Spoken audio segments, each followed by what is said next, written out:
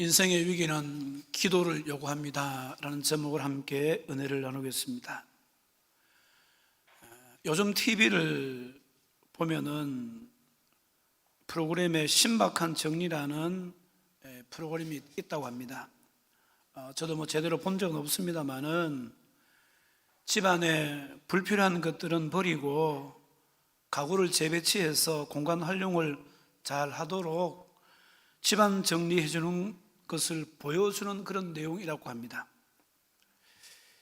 예전에는 집 밖에 버린 것 중에 쓸만한 것을 주워와서 재사용하던 그런 시대가 있었습니다.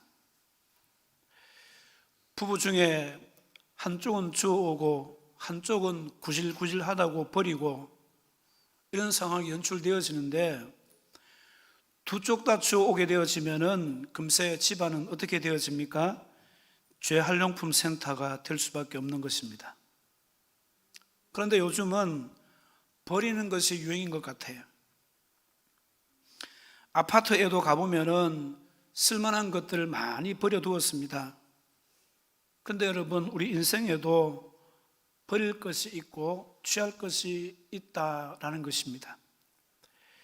그래서 이것을 잘 분별하는 사람이 지혜로운 사람이다. 오늘 본문에 있는 출애굽기 32장 전반부를 보게 되어지면은 이스라엘 백성들이 진멸당할 수밖에 없는 절대절명의 위기에 놓여 있는 것을 봅니다. 왜 이스라엘 백성들이 하나님으로부터 진멸당할 수밖에 없는 위기를 당했을까? 그들을 시내산 광야까지 인도해 준 모세가 하나님을 만나러 간다고 산에 올라갔는데 아무런 소식도 없이 내려오지 않는 거예요. 지도자의 생사가 궁금한데 죽었는지 살았는지 감감무소식입니다. 모세가 이스라엘 백성들에게 차지하는 비중은 너무나 컸습니다. 그들의 정신적인 지도자일 뿐만 아니라 영적인 지도자이기도 했습니다. 이제까지 그들은 모세가 인도하는 대로 따라왔을 뿐입니다. 출애굽할 때도 그랬고 홍해를 건너서 여기 시내산까지 와서 머무를 때까지 이 모든 방향의 길을 누가 쥐고 있었는가 하면은 모세가 쥐고 있었다는 거예요. 모세가 이스라엘 백성들을 여기까지 인도한 것입니다. 물론 모세는 하나님의 지시하심에 충실했을 뿐입니다.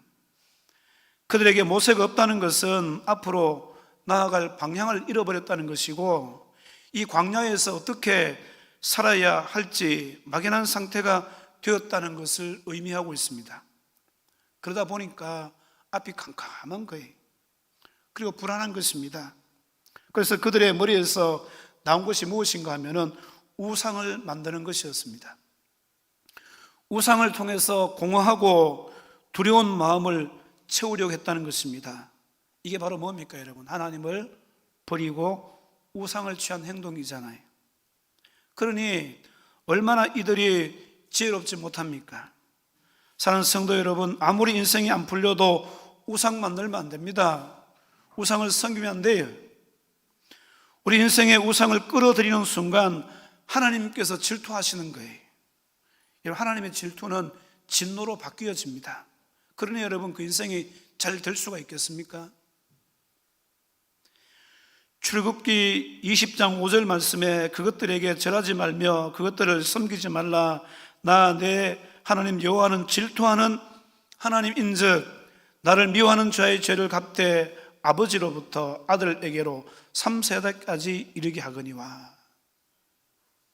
하나님 질투하시면 안 돼요.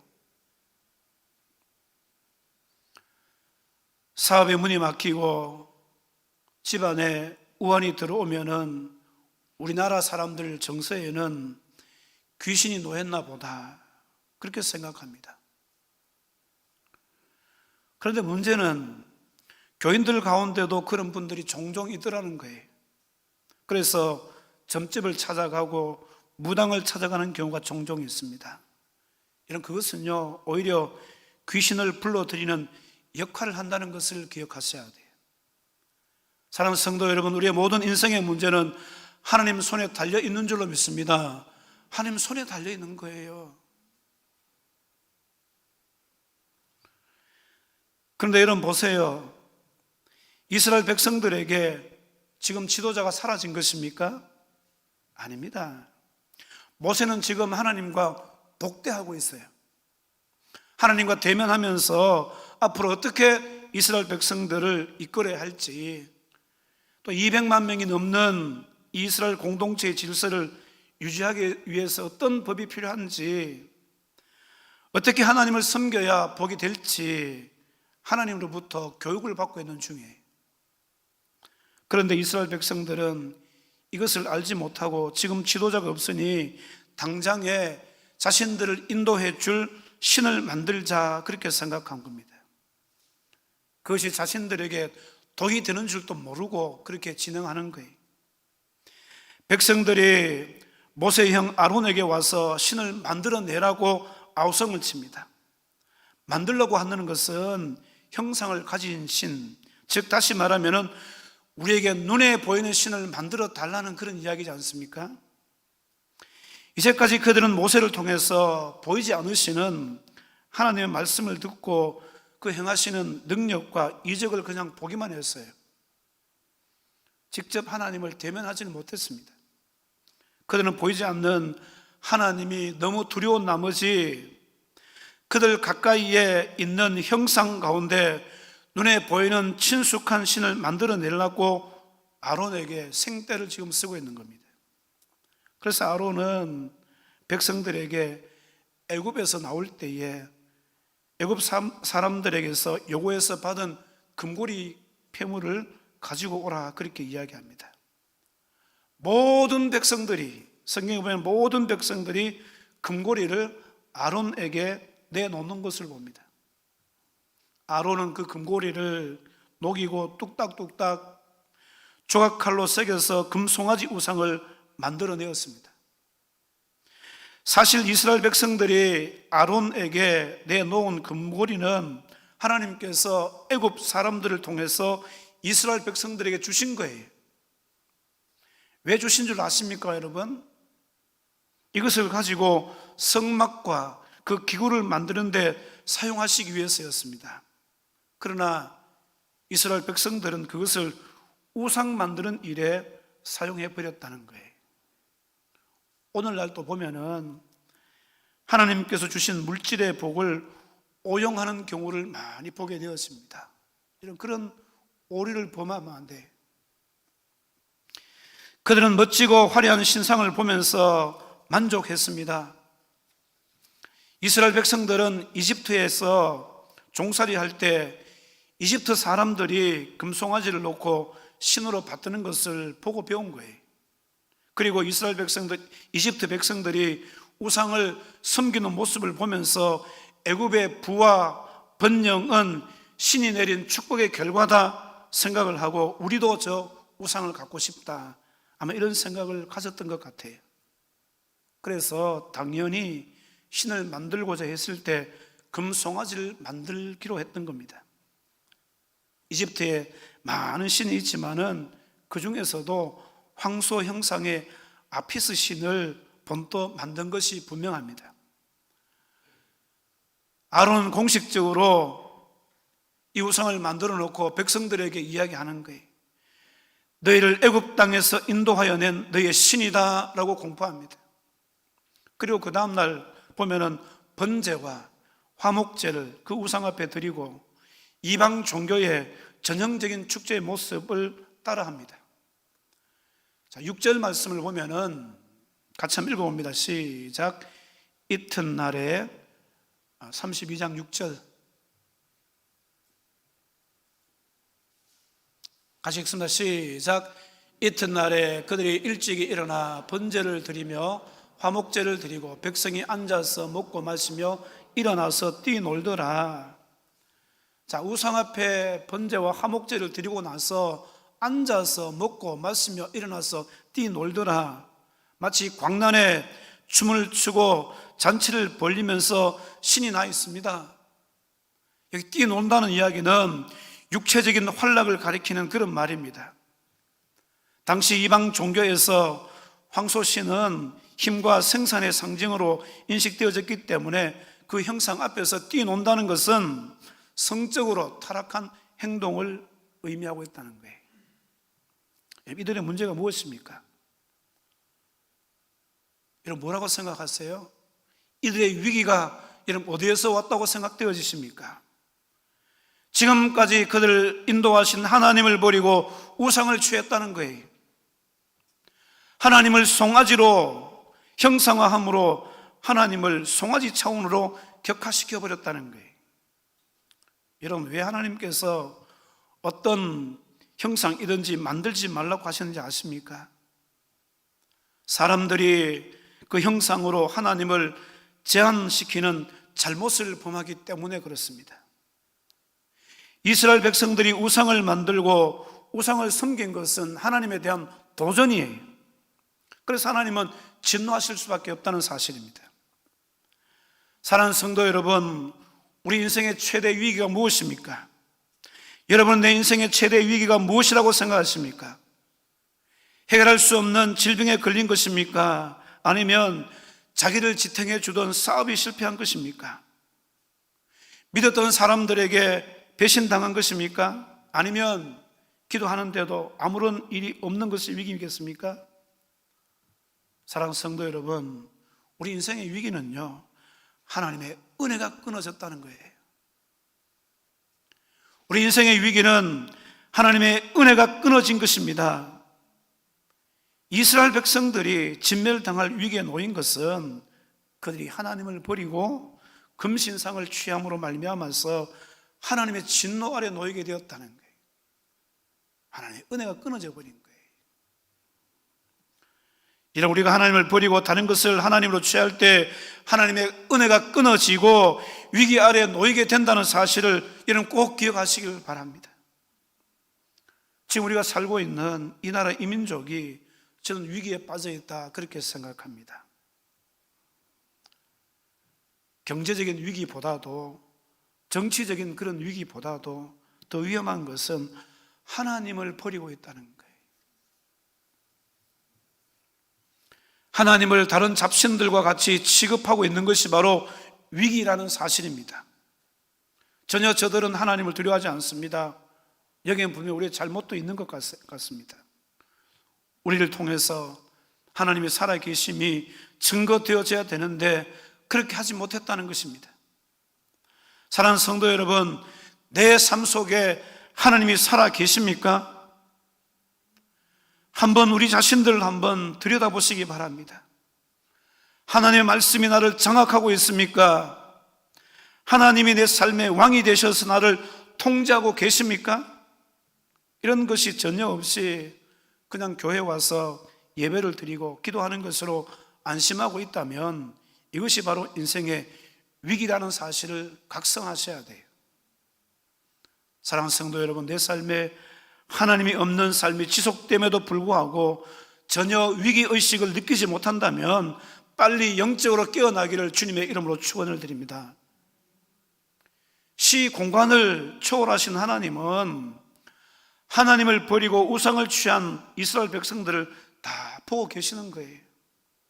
그리고 그들을 향해서 목이 뻣뻣한 백성이다 라고 말씀하는, 목이 뻣뻣한 백성이다.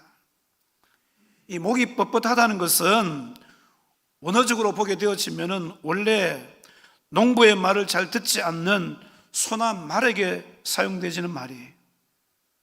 지금 이스라엘 백성들의 상태가 마치 농부의 말을 듣지 않는 우직한 소나 말과 같다는 그런 의미입니다. 그래서 하나님은 이스라엘 백성들에게 진노하셔서 진멸시켜버리고 모세를 통해서 새로운 큰 나라를 세우시겠다고 모세에게 말했습니다.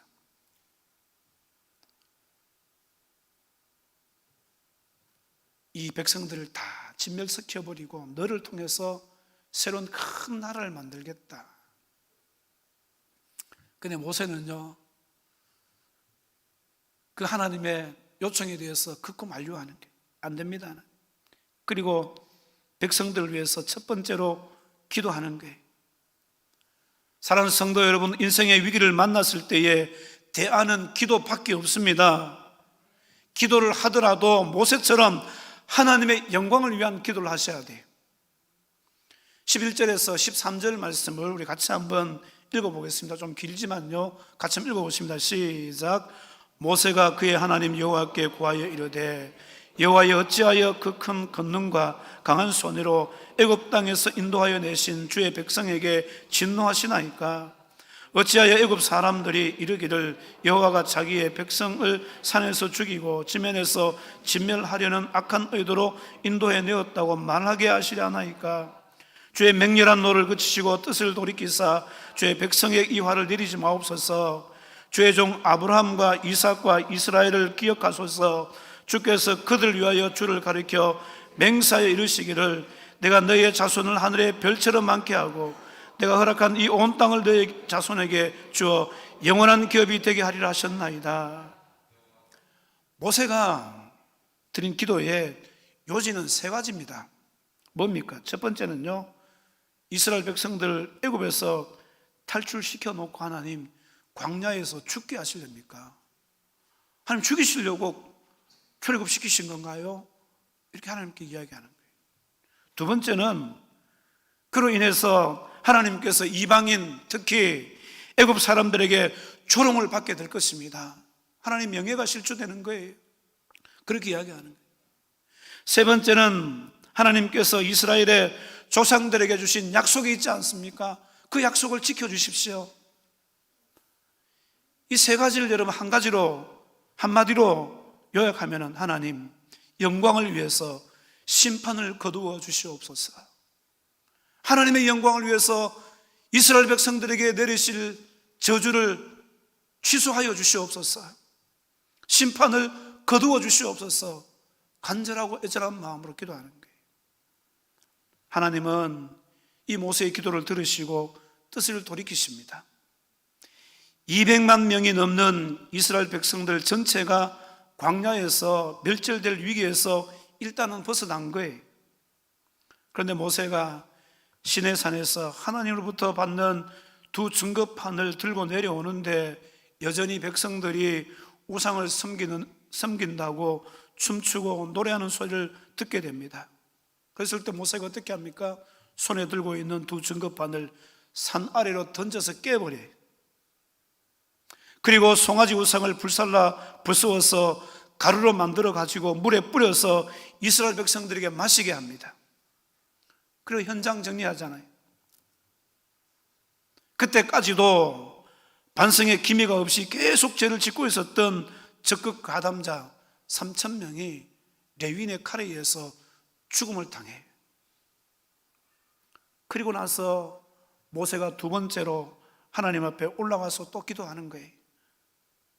여러분, 우리 인생의 위기 앞에 첫 번째도 기도요, 두 번째도 기도인 줄로 믿습니다.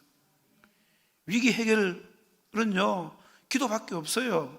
다른 방법이 없다는 거예요. 하나님께 올라가야 해결책이 생길 줄로 믿습니다. 우리 인생 가운데도 여러분, 인생의 위기를 당하고 있다면 하나님께 올라가시기를 주님의 이름으로 축원을 드립니다. 하나님께 올라가셔야 돼요. 어떻게 기도해야 됩니까? 오늘 본문 31절 말씀을 보면은 모세가 여호와께로 다시 나아가 여짜오되 슬프도소이다. 이 백성이 자기들을 위하여 금신을 만들어 싸우니 큰 죄를 범하였나이다. 슬프도소이다. 어떻게 지금 기도하고 있습니까? 애통한 마음을 가지고 기도하는 거예요. 사랑하는 성도 여러분, 우리가 하나님 앞에 나아갈 때에 애통함을 가지고 나아가야 된다는 사실입니다. 애통해야 돼요. 요즘 보면요, 눈물이 메말랐지 않습니까? 한국교회 위기는요, 눈물이 메말란 거예요. 저희들 어릴 때만 해도 교회 가보면은 권사님들이 그 추운 겨울에도 난로를 중심에 두고 삥 둘러 앉아가지고 눈물로 기도하는 것을 많이 봤어요. 눈물로 교회를 위해서 기도하고, 눈물로 가정을 위해서 기도하고, 나라를 위해서, 자손들을 위해서 기도하는 것을 봤어요. 그런데 지금 한국교회는 이 눈물의 기도가 메말라 버렸어요.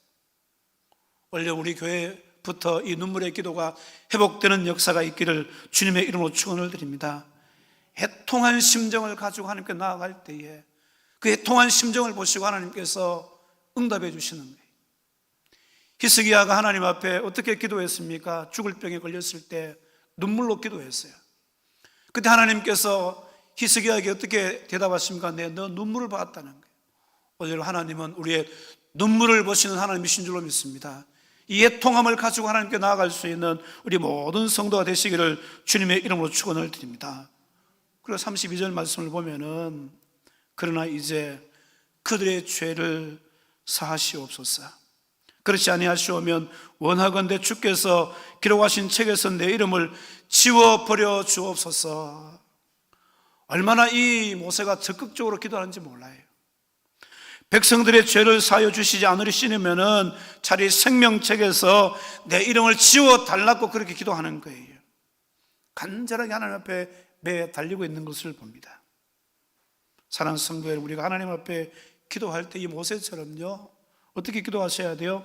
적극적으로 간절함을 가지고 나아가셔야 돼요. 이 기도에 대해서 하나님께서 응답해 주셨습니다.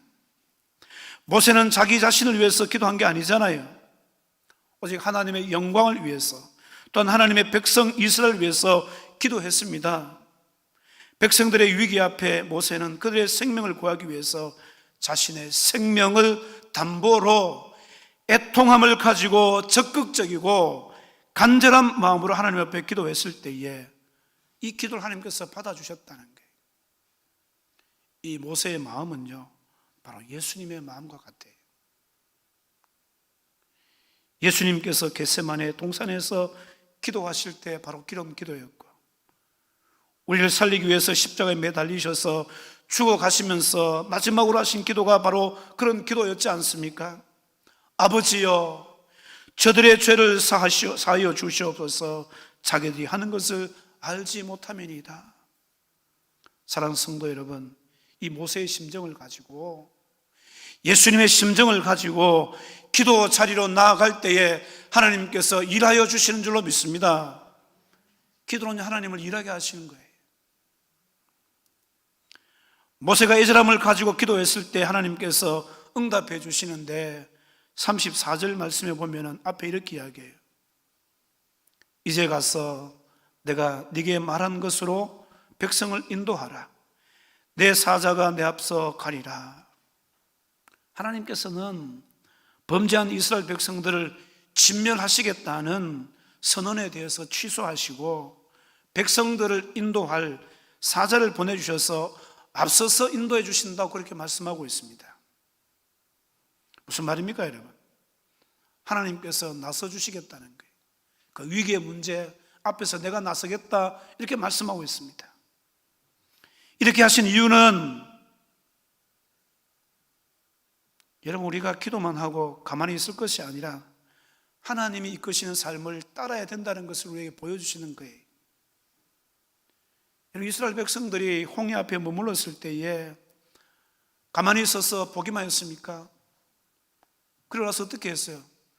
홍해로 나아갔어요. 오늘 우리가 기도하고 어떻게 해야 된다는 이야기입니까? 기도만 하고 가만히 있을 것이 아니라 하나님께서 이끄시는 삶을 살아야 된다는 것을 말씀해 주고 있는 것입니다. 그런데 여러분, 여기에 누가 앞장서 주신다고요? 하나님께서 사자들을 통해서 앞장서 주신다는 거예요. 여러분의 인생 가운데 하나님께서 앞장서시면 안 될 일이 없잖아요. 하나님이 나서시면 안 되는 것이 없는 줄로 믿습니다. 내 인생의 위기에 하나님께서 나서 주시기를 기도하시기를 주님의 이름으로 축원을 드립니다. 여러분, 혹시 인생의 위기를 직면하고 계십니까? 기도하셔야 돼요. 무엇보다도 이 나라 이 민족을 위해서 이런 기도하시기를 바랍니다. 이 나라 이 민족이 하나님께서 베푸신 그 은혜를 깨닫지 못하고 하나님을 버리는 일에 주저하지 않고 있습니다. 하나님을 두려워하지 않아요. 하나님의 진노의 칼이 목전에 와 있는 것을 보게 되어집니다. 이 코로나가 바로 그런 거 아닐까요? 그런데 문제는 뭡니까? 이 위기의 상황을 깨닫지 못하고 점점 더 목이 뻣뻣해져 가고 있다는 거예요. 이런 위기 앞에서 먼저 우리 교회가 깨어서 기도해야 될 줄로 믿습니다. 하나님은 우리 교회를, 여러분들을 이 위기 속에서 교회로 만들어가는 축복의 도구로 사용하시기를 원하고 계십니다. 그렇기 때문에 여러분, 우리 나라의 민족을 위해서 기도하셔야 돼요. 우리 가정을 위해서 기도하셔야 돼요. 위기 앞에서 기도하는 것밖에 없습니다. 사랑하는 성도 여러분, 하나님은 해결하지 못하심이 없으신 전능하신 하나님이신 줄로 믿습니다. 어떤 위기 속에서도 하나님께 나아갈 때에, 애절함과 간절함을 가지고 기도할 때에 하나님은 반드시 해결해 주신다는 사실을 믿으시기를 주님의 이름으로 축원을 드립니다. 그렇습니다. 이 나라, 이 민족, 우리 가정, 우리의 생각과 사업, 위기를 만나고 있다면 하나님께 나아가셔야 돼요. 기도하셔야 된다는 거예요. 그럴 때 하나님께서 반드시 일하여 주실 줄로 믿습니다. 말씀을 맺습니다. 사람들에게는요, 대부분 위기가 찾아와요. 그때 우리가 어떻게 해야 되겠습니까? 사랑하는 성도 여러분, 지금 내게 어떤 위기가 와 있습니까? 어떤 것들이 내 인생의 위기라고 생각하십니까? 금융위기, 취업위기, 부도위기, 가정불화, 신앙위기, 질병위기, 무엇보다도 하나님이 없는 삶이 위기인 줄로 깨달으셔야 돼요. 이런 위기가 찾아올 때에 이 위기를 기회로 바꿀 수 있는 것은 기도밖에 없습니다. 첫 번째도 기도요, 두 번째도 기도입니다. 이제 오늘부터 다니엘 기도가 시작되어지는데, 광고에서도 말씀을 드렸습니다마는 예전처럼 교회에 모여서 다는 진행하지 못해요. 가정에서 인터넷으로 꼭 참여하시고 수요일날 하루만은 우리 모두가 모여서 함께 기도했으면 좋겠습니다. 그래서 우리가 이 위기의 문제를 또 극복하고 또 2021년도를 믿음으로 준비하는 그런 귀중한 시간들이 꼭 되었으면 좋겠습니다. 그래서 11월 달은 기도하는 달이다 이렇게 생각하시고, 그 한 사람이 1시간 이상씩 기도하셔서 1일이잖아요. 1일 꼭 한 사람이 1시간 이상씩 기도하셔서 11월 달은 기도하는 달이다 생각하시고, 우리 모든 인생의 위기를 기도로 해결하시고 예수로 해결하시는 우리 모든 성도가 되시기를 주님의 이름으로 축원을 드립니다. 우리 말씀을 생각하시면서 한 2, 3분 정도 통성으로 기도하실 때 내 인생의 위기가 무엇인지 한번 들여다보시기 바랍니다. 역시 여러분, 하나님의 은혜가 끊어지지 않았습니까? 그 진짜 위기예요. 끊어진 이유가 무엇입니까? 우리의 죄 때문 아닌가요? 이렇게 회개하셔야 돼요. 회개하시고 하나님의 은혜가 회복되게 해달라고, 하나님 우리 인생 가운데 찾아오셔서 우리 인생의 위기를 해결해 달라고, 우리 주여 간절한 마음으로 3번 부르시고 통성으로 기도하겠습니다. 주여, 주여, 주여. 사랑과 은혜가 풍성하신